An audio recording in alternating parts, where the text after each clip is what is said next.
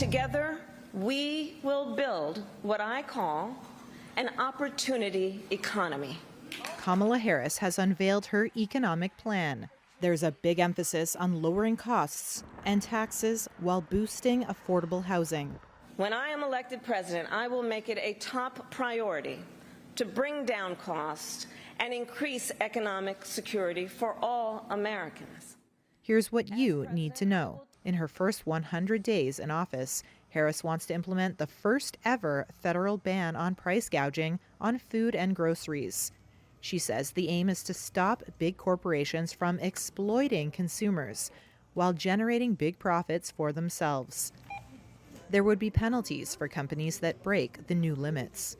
So believe me, as president, I will go after the bad actors. She's focused on helping parents. Harris has proposed a new $6,000 child tax credit for newborns while cutting taxes for families with kids.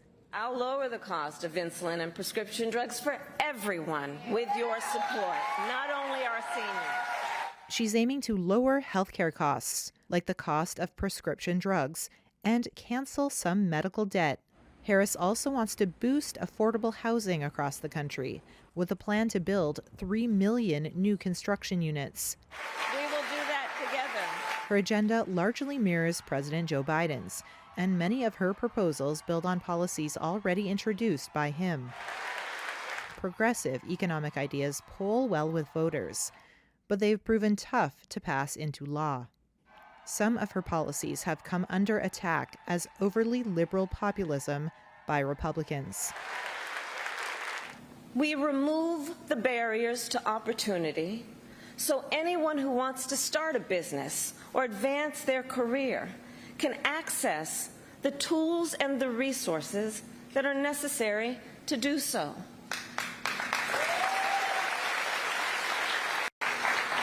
The middle class is one of America's greatest strengths. And to protect it, then, we must defend basic principles, such as your salary should be enough to provide you and your family with a good quality of life.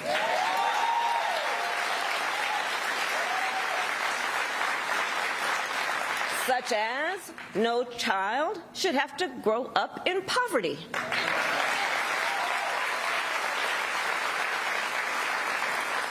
Such as, after years of hard work, you should be able to retire with dignity. And if you choose, building up the middle class will be a defining goal of my presidency, because I strongly believe when the middle class is strong, America is strong. So believe me, as president, I will go after the bad actors.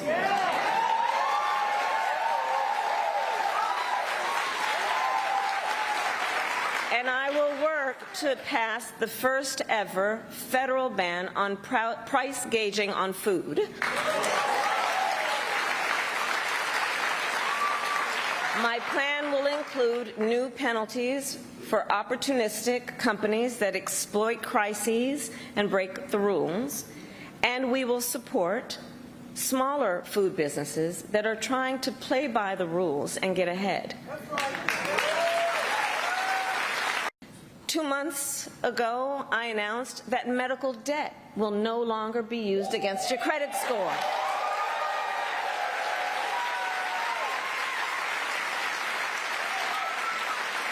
And I will work as president with states like here in North Carolina, Roy Cooper, thank you again, to cancel medical debt for more and more, millions more Americans.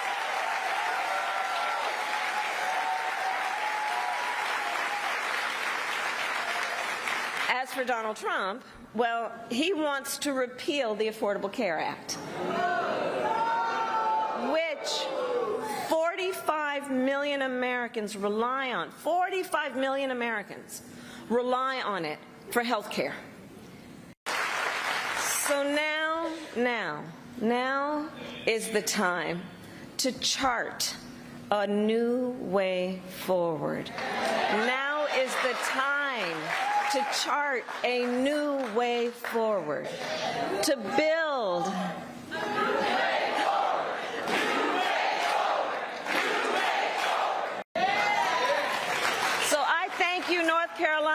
going to get this done. And with your help, God bless you and God bless the United States of America.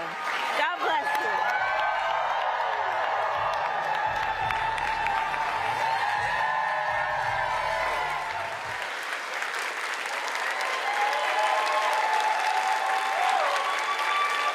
As president, I will take on the high costs that matter most to most Americans. By the end of my first term, we will end America's housing shortage by building 3 million new homes and rentals.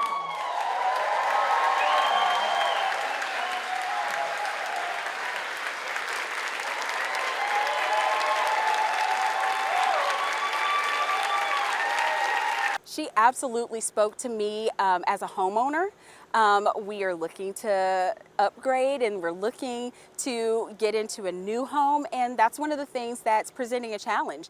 Financially, we know that the numbers are not going to work at this point in our life, and that's important to us also as parents.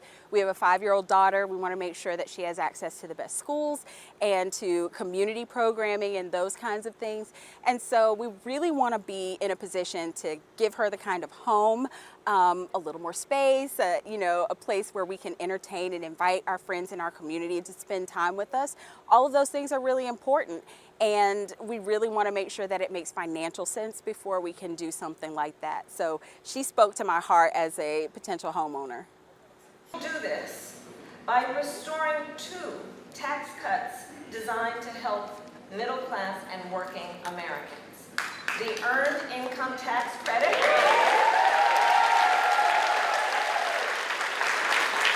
the Child Tax Credit.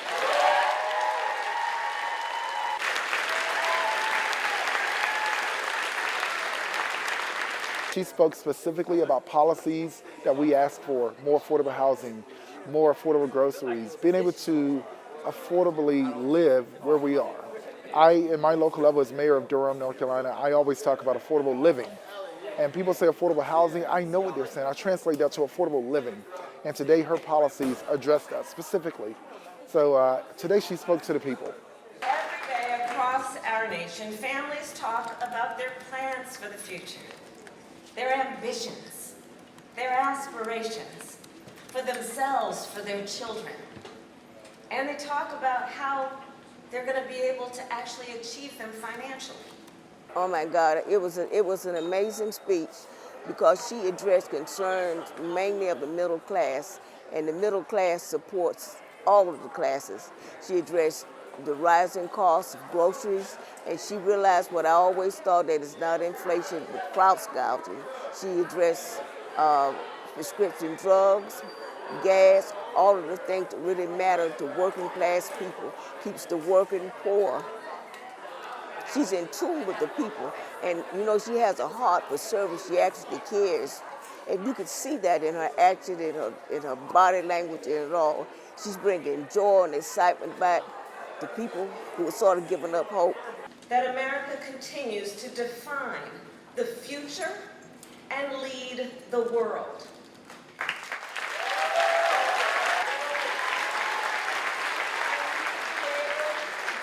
She has given us the roadmap to economic opportunity.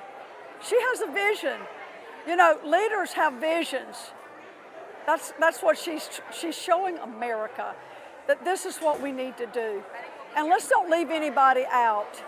People are struggling, and she knows that. She's been a part of that in her life.